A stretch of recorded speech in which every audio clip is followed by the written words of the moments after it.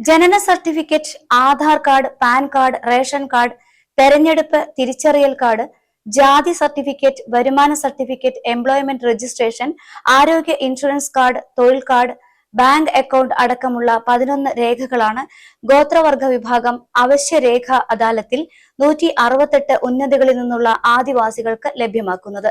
രേഖകളുടെ വിതരണ ഉദ്ഘാടനം മന്ത്രി കെ എ തുളസി നിർവഹിച്ചു. അരുവാക്കോട് കുംഭാര സമുദായത്തിനായി നിർമ്മിച്ച 20 ലക്ഷം രൂപയുടെ കെട്ടിടവും മന്ത്രി ഉദ്ഘാടനം ചെയ്തു.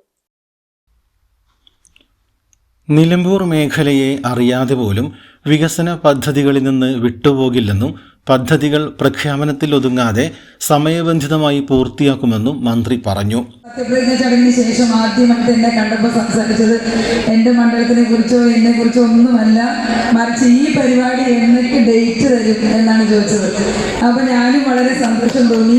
കാരണം ഏറ്റവും അത്യാവശ്യം നമ്മൾ ചെയ്യേണ്ട ഒരു കാര്യം, അപ്പം നിരന്തരം അദ്ദേഹത്തിൻ്റെ മനസ്സിൽ അതായിരുന്നതുകൊണ്ടാണ് എന്നെ ആദ്യമായിട്ട് സത്യപ്രതിജ്ഞ ചെയ്ത് കഴിഞ്ഞ് കണ്ട സമയത്ത് ഈ പരിപാടിക്ക് എപ്പോൾ ഡേറ്റ് തരും, ഡയറി എവിടെയാണ് വെച്ചിരിക്കുന്നത് എന്നാണ് ചോദിച്ചത്.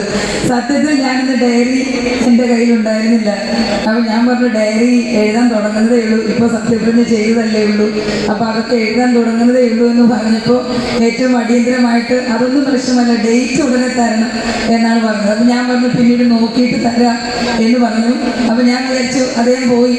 അപ്പോൾ പിന്നീട് ഇനി കുറച്ച് ദിവസം കഴിഞ്ഞ് വിളിക്കുകയുള്ളൂ എന്ന് കരുതി. പക്ഷേ വൈകുന്നേരം 7 മണിയായപ്പോഴേക്കും വീണ്ടും വിളിച്ചു, ഡേറ്റ് ആയോ, എപ്പോഴാണ് ഡേറ്റ് തരാം.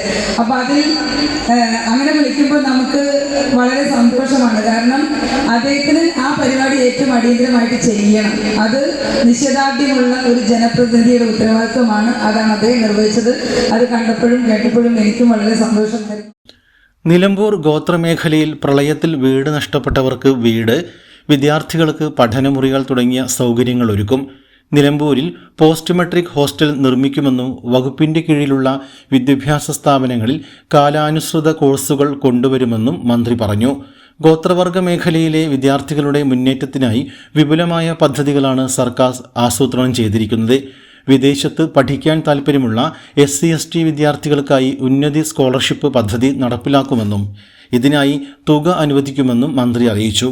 കൂടാതെ സിവിൽ സർവീസ് പരീക്ഷയ്ക്ക് തയ്യാറെടുക്കുന്ന വിദ്യാർത്ഥികൾക്കായി സ്വകാര്യ മേഖലയിൽ പ്രവർത്തിക്കുന്ന മികച്ച സ്ഥാപനങ്ങളിൽ പഠന സൗകര്യം ഒരുക്കുമെന്നും ഇതിൻ്റെ മുഴുവൻ ചിലവും സർക്കാർ തന്നെ വഹിക്കുമെന്നും വ്യക്തമാക്കി.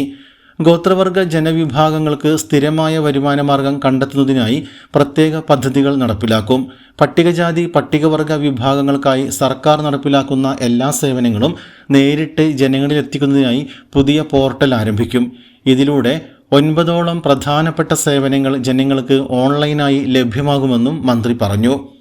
ആര്യാടൻ ഷൗക്കത്ത് MLA അധ്യക്ഷത വഹിച്ചു.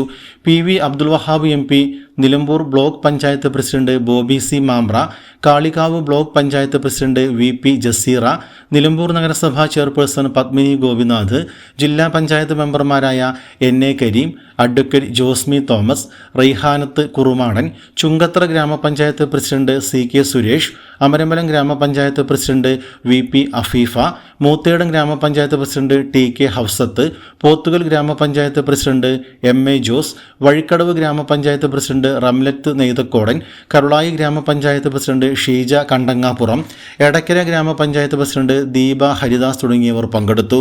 ജില്ലാ കളക്ടർ ഡോക്ടർ വിനയ് ഗോയൽ സ്വാഗതവും പെരിന്തൽമണ്ണ സബ് കളക്ടർ സാക്ഷി മോഹൻ നന്ദിയും പറഞ്ഞു. നിലമ്പൂർ MLA ആര്യാടൻ ഷൗക്കത്തിന്റെ നേതൃത്വത്തിലാണ് ക്യാമ്പിനായുള്ള ഒരുക്കങ്ങൾ നടന്നത്.